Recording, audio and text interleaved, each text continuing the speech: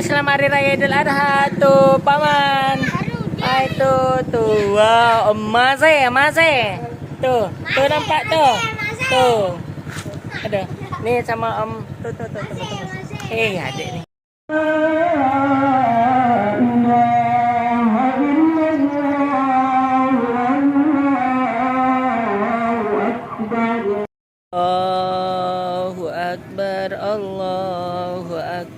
Allahu Akbar. Selamat Hari Raya Idul Adha ya. Tahun 2024. Tuh. Hari Raya besar, Hari Raya Kurban. Allahu Akbar, Allahu Akbar. Allahu Akbar, Allahu Akbar. Kabira walhamdulillahi katsira. Wa subhanallah bukratan wa asila. La ilaha illallah wallahu akbar. Allahu akbar. Walillahil hamd. Alhamdulillahi wahdah. Sadaqa wa'dah wa nasara 'abdah wa 'azza jundah wa hazama al-ahzaba wahdah. Asyhadu an la ilaha illallah wahdahu la syarika lah. Wa asyhadu anna Muhammadan 'abduhu wa rasuluh la nabiyya ba'dah. Allahumma shalli ala Muhammadin وعلى آله وصحبه أجمعين أما بعد فيا عباد الله أوصيكم وإياي بتقوى الله فقد فاز المتقون اتقوا الله حق تقاته ولا تموتن إلا وأنتم مسلمون قال الله تعالى في القرآن الكريم بسم الله الرحمن الرحيم قد كانت لكم أسوة حسنة في إبراهيم والذين معه في سورة الأخرى بسم الله الرحمن الرحيم إنا أعطيناك الكوثر فصل لربك وانهر إن شانئك هو الأبتر.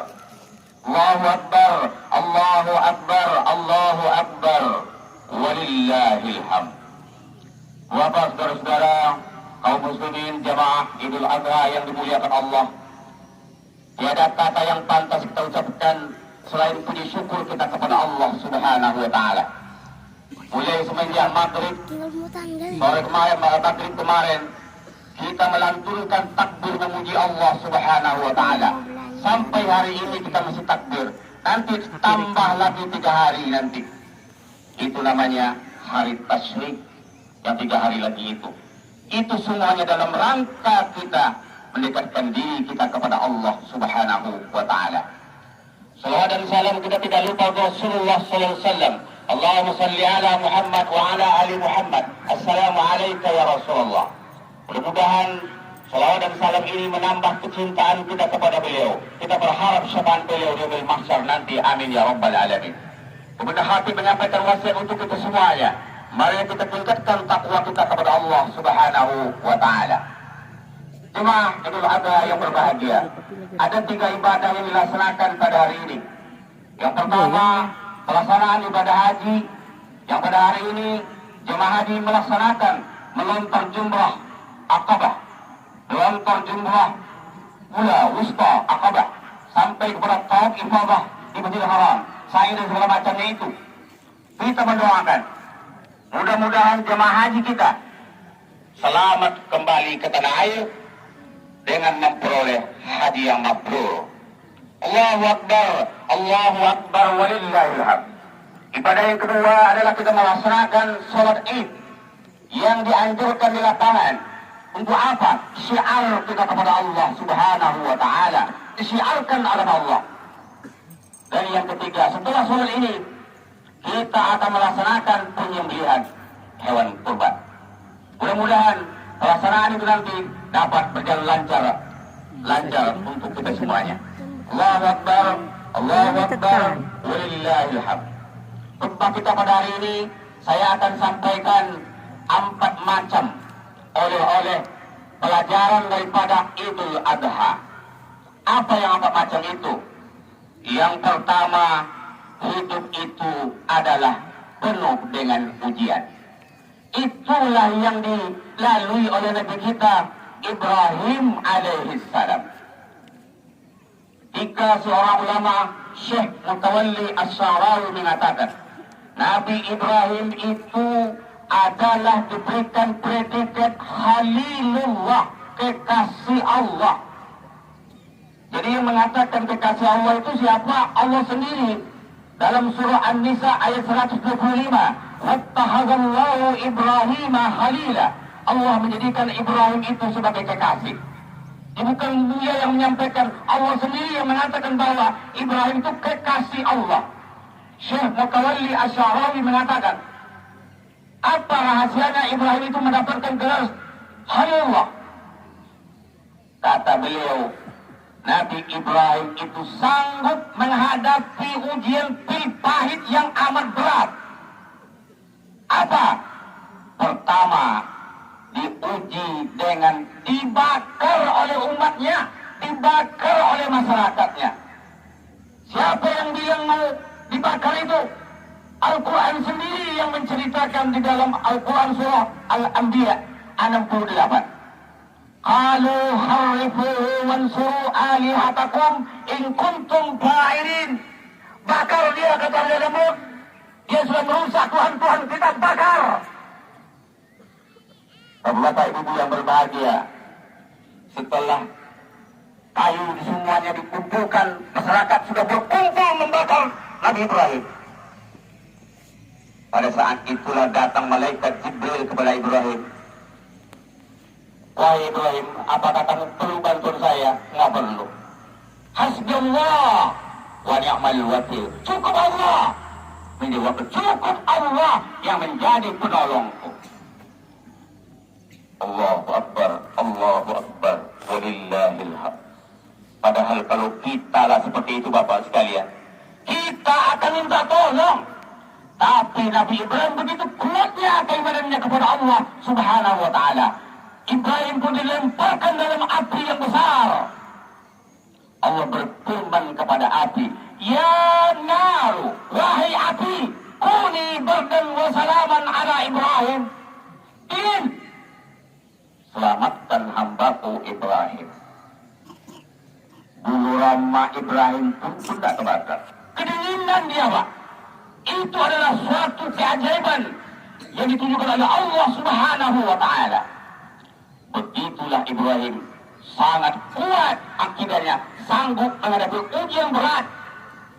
Maka di dalam Al-Quran, selain bertitel Khalilullah, di dalam Al-Quran Bapak Ibu sekalian diceritakan 69 kali disebutnya dalam Al-Quran dalam 24 surat, Pak. Bayangkan itu. Begitu mulianya Nabi Ibrahim, sampai kita salat pun selalu menyebut nama Ibrahim. Allahu Akbar, Allahu Akbar, walillahil hamd. Ujian yang kedua yang diterimanya adalah Allah suruh hijrah dari Palestina ke Makkah Al-Mukarramah. Bawa bayi kamu yang baru lahir, Ismail, anak-anak satu-satunya yang ditunggu-tunggu 86 tahun, Pak. Menunggu kehadiran bayi. Rabbi habli minas sholihin. Ya Allah, berikan aku anak yang soleh, ya Allah. Tapi apa yang terjadi Bapak Ibu sekalian? Bawa anakmu. Ciptakan oleh Allah dalam surah Ibrahim ayat 37. Rabbana inni askantu min zurriyati biwadin ghairi zi zar'in inda baitikal muharram. Ya Allah, aku tinggalkan keturunanku di tempat yang tidak mempunyai tanaman, di rumah Engkau ya Allah, Baitullah. Bapak Ibu sekalian, jarak dari Palestina ke Makkah itu 1.500 km. Bayi yang merah bawa oleh Ibrahim dengan istri Hajar, ditinggalkan dalam tempat yang tidak bertuan, tempat yang kosong gersang. Yang sekarang tempat itu bernama Safa dan Marwa, dekat samping Masjid Haram. Turun. Abang tinggalkan kami di sini, Bang. Nggak kasihan abang nengok kami tinggal di sini, Bang. Nggak ada abang Ibrahim itu. Lah abang meninggal kami di sini, Bang. Nggak ada jawaban. Satu pertanyaannya yang dijawab oleh Nabi Ibrahim. Apakah abang ini meninggalkan kami di sini perintah Allah? Iya. Lalu Siti Hajar, kalau Allah lah yang meninggalkan kami menyuruh di sini, Kami yakin Allah tidak akan membiarkan kami seperti ini. Allahu Akbar, Allahu Akbar, Allahu Akbar, walillahil hamd. Sudah selesai ujiannya? Belum. Anaknya menangis, air tidak ada. Bekal sudah habis. Bolak-baliklah Safa Marwah, bolak-balik Safa Marwah, habis tenaganya. Pada poin yang ketujuhnya, dari kecilnya yang ketujuh, malaikat Jibril mengipaskan sayapnya. Keluar mata air dari bumi, itu disebut dengan Zam-Zam. Zam-Zam, Zam-Zam. Sini, tunggu semuanya. Jadilah mata air. Dan mata air itu sekarang namanya sumur atau air Zam-Zam, air keajaiban. Bayangkan. Terjadilah kehidupan. Siti Hajar pun dapat menerima tamu, menerima para pedagang, dapat membeli air. Hiduplah Siti Hajar. Ditinggalkan oleh Nabi Ibrahim. Coba. Ayah siapa yang tidak hancur hatinya, tapi karena itu perintah Allah, dia laksanakan. Allahu Akbar, Allahu Akbar, walillahil hamd. Sudah selesai ujian Ibrahim belum? Bolak-balik Palestina, Mekah, bolak-balik. Ujian yang ketiga, Allah perintahkan supaya apa? Supaya anakmu itu disembelih. Jadi kalau kita baca di dalam sejarah, falamma balagha ma'ahu sa'ya. Ulama tafsir mengatakan ketika dia sudah dapat berusaha, ada yang ulama mengatakan 13 tahun, ada yang mengatakan 9 tahun, sedang enak-enaknya lah punya anak. Datang perintah Allah untuk menyembelihnya. Ya bunayya, wahai anak kesayanganku nak, inni ara fil manam anni azbahuka fanzur madza tara. Ayah dalam mimpi, Allah menyuruh engkau dikorbankan, disembelih. Nah, bagaimana pendapatmu nak? Coba Bapak bayangkan Pak. Ayah siapa yang tidak akan hancur hatinya? Apa kata Ismail? Ada ya abadi fa'al ma tumar, satajiduni insyaallah min sabirin. Wahai ayah, kalau memang itu perintah ayah, perintah Allah yang laksanakannya, insyaallah aku akan dapat dalam kesabaran. Cuma sebelum ayah menyembelih saya, ada permohonan saya ya. Ikat kaki tangan saya nanti ya, supaya saya jangan bergelepar-gelepar nanti. Asah pisau itu tajam-tajam ya, jangan sampai sakit saya nanti rasakan. Coba bayangkan Pak. Ya, baju saya ini jangan sampai kena darah ya. Nanti nampak oleh ibu, nanti hancur hati ibu. Allahu Akbar. Berlinang air mata. Mulailah Ibrahim melaksanakan penyembelihannya. Tak mau masuk pisau itu Pak. Setajam-tajamnya pisau tak bisa. Allah ganti dengan bizikhin azim, dengan sembelihan yang besar. Pada innahu bizikhin azim, kami ganti dengan sembelihan yang besar. Malaikat pun takbir. Allahu Akbar, Allahu Akbar, Allahu Akbar. Kata Ibrahim, la ilaha illallah wallahu akbar. Ismail menjawab, Allahu Akbar walillahil hamd. Begitulah sejarahnya Nabi Ibrahim diberikan gelar Khalilullah, berhasil menempuh ujian berkali-kali. Jadi kalau kita mau sukses itu tidak ada itu yang senang aja Pak. Banyak tantangan-tantangan yang akan kita hadapi. Saya selalu sampaikan dalam berbagai ceramah, dalam berbagai kajian anak sekolah kita, mendaki dulu baru menurun. Ini anak kita sekarang mau menurun saja Pak, mau senang aja. Akhirnya kita berjumpa dengan pendakian. Mendaki dulu. Lalui cobaan-cobaan, rintangan-rintangan dulu. Hidup itu adalah ujian. Allahu Akbar, Allahu Akbar, walillahil hamd. Pelajaran yang kedua, Allah perintahkan kepada kita untuk berkorban, menyembelih hewan kurban. Kenapa? Inna a'tainakal kautsar, fasholli li rabbika wanhar. Sesungguhnya engkau telah kami berikan nikmat yang banyak. Fasallu li rabbika. Dirikan salat. Salat yang mana? Ulama tafsir mengatakan itu salat wajib dan salat sunat. Karena Allah. Tapi ada ulama tafsir mengatakan salat di sana adalah salat Idul Adha. Setelah salat Idul Adha, fasallu li rabbika wanhar. Berkorbanlah. Korban itu adalah bukti syukur kita kepada Allah Subhanahu wa Ta'ala.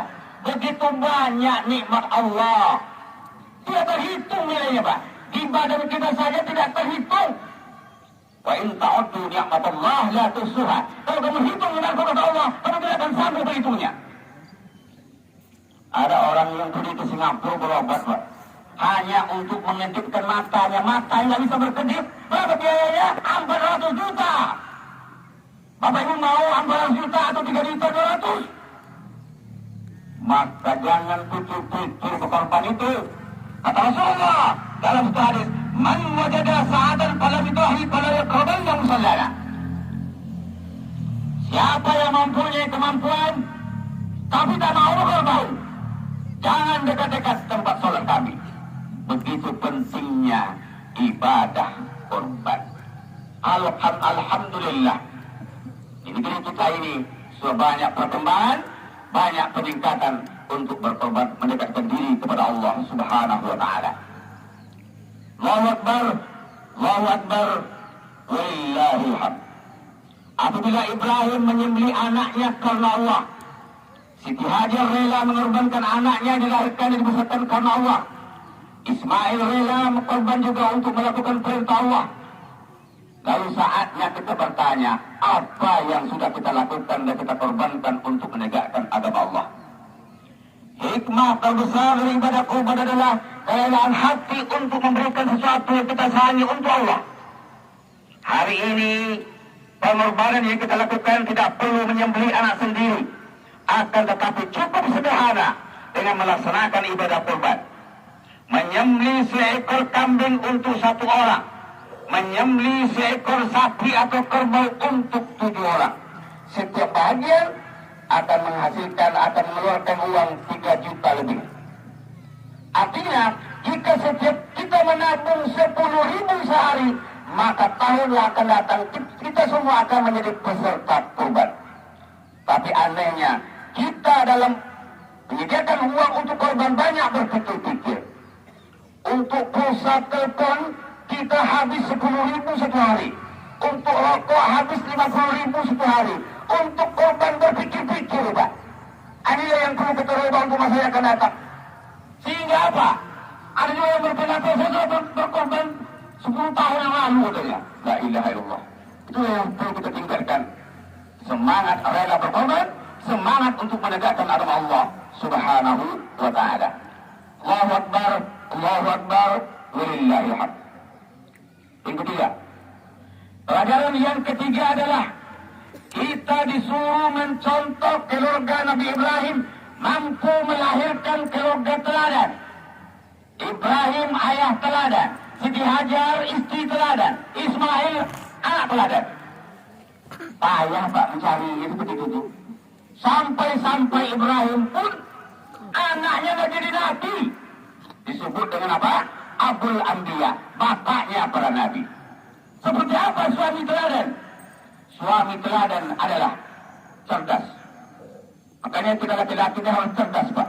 Kenapa? Ar-rijalu qawwamuna 'alan nisa. Laki-laki itu pemimpin daripada kaum wanita. Harus cerdas.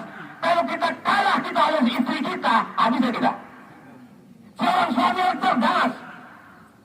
Mana yang benar, mana yang salah? Cerdas spiritualnya, cerdas emosionalnya. Allahu Akbar, Allahu Akbar, walillahil hamd. Suami yang baik apa lagi? Taat beribadah kepada Allah. Rajin ke masjid beribadah salat 5 waktu. Banyak orang tua sekarang, ayah-ayah sekarang, pergi ke Jumat sekali seminggu, sekali Jumat saja Pak. Itu pun terlambat pula datang. Mencari tempat bersandar. Sudah keluar air apanya yang keluar. La ilaha illallah. Datang anaknya ini ayah aku tidur. Itu ke ayah teladan. Perginya lambat, pulang cepat. Jangan. Ibrahim adalah seorang ayah. Ayah yang teladan, ayah yang taat beribadah. Allahu Akbar, Allahu Akbar, Lillahil hamd. Siti Hajar, istri teladan, sabar. Coba bayangkan berapa beratnya pengorbanan Siti Hajar. Bisakah sekarang lahir Siti Hajar baru?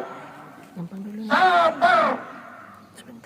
Apapun yang tinggal laku suami sabar, kurang belanja sabar, pemarah sabar, kurang belanja sabar. Ini keluar kata orang, ada uang abang saya, nggak ada uang abang ditendang, nggak sabar dia pak. Seorang istri patuh kepada suami, jangan neko-neko pada suami itu, buat akhir pun nggak bisa. Coba bayangkan, patuh kepada suami itu, jangan banyak masalah. Ya. Bahkan ada orang yang datang ke rumah saya, mau hafal istri saya pak. Alasannya apa? Alasan istri itu saya lebih tua daripada kamu. La ilaha illallah. Setua apapun ibu dengan bapak itu, harus patuh. Patuh. Allahu Akbar, Allahu Akbar, walillahil hamd. Apalagi istri teladan mampu menjaga kehormatan diri. Ya, mampu menjaga kehormatan diri. Jangan sampai dalam punya suami jadi suami lagi terjadinya perselingkuhan. Ini banyak sekarang, Pak. Maka banyak sekarang terjadi persoalan-persoalan. Suaminya berjudi, suaminya menemukan. Kenapa? Di rumahnya betah. Mencari pelarian dia. Allahu Akbar, Allahu Akbar, walillahil hamd. Ismail anak teladan. Anak-anak teladan Ismail patuh kepada orang tua, taat beribadah. Ada masjid dewa. Mana ada yang remaja-remaja terbang ada perginya? Yang ada di masjid yang 60 tahun ke atas, yang tahun-tahun mati aja, camat-camat aja. Mana yang remaja mana? Huli-huli remaja mana perginya? Sekuat ini ada lima. Kalau kita sekarang Bapak sekalian, maka kata Allah, ya ayyuhalladzina amanu qu anfusakum wa ahlikum nara. Pelihara dirimu dan keluargamu daripada apa? Siksaan api neraka. Ismail patuh kepada orang tua. Apalagi Ismail tidak pergi dia kepada pergaulan jahiliyah. Pergaulan dulu sekarang yang kita masalahkan. Gara-gara HP ini, la ilaha illallah. Orang sudah menghalalkan segala cara. Oleh karena itu kami menghimbau kepada anak-anak kami para remaja. Hidupmu masih pagi, jangan sampai bunga layu sebelum berkembang. Allahu Akbar, Allahu Akbar, walillahil hamd. Terakhir, haji adalah simbol persatuan dan persaudaraan. Coba lihat, satu-satunya agama di bumi ini yang mampu mengumpulkan jutaan umat manusia hanya Islam. Coba cari agama lain yang bisa mengumpulkan 3 juta. Ini sama-sama tawaf, sama-sama wukuf di Arafah, sama sa'i, sama melontar, sama malam di Mina. Itulah yang sesungguhnya persatuan dan persaudaraan. Nah, ada berantem, Pak. Walaupun dia orang tinggi, orang besar, orang Afrika, orang Eropa, sama. Mereka bersatu, mereka kompak untuk mendekatkan diri kepada Allah Subhanahu wa Ta'ala. Semangat persatuan itulah yang harus kita bawa di kampung kita. Wa'tasimu biqadrillahi jami'a wa la tafarraqu. Berpegang teguh kamu kepada tali Allah, jangan kamu berpecah belah. Kita ditanya bersatu juga. Kumpulkan untuk salat Idul Fitri, Idul Adha aja ke sini 1 ekar saja sudah. Coba enggak? Kita berkorban bersatu. Tapi apa buktinya? Untuk menyatukan ini saja susah payah. Bayangkan. Jangan sampai kita mau diadu domba oleh orang lain. Kenapa timbul persoalan persatuan? Egonya besar masing-masing. Merasa berjasa, merasa dia yang paling benar, merasa ini semua begitu. Kita adalah bersaudara. Jangan mengedepankan ego kita masing-masing.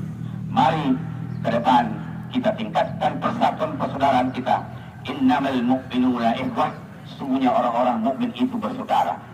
Nggak ada lagi Pak. Ini orang luar, ini orang kampung, ini orang kota, nggak ada. Sama semuanya.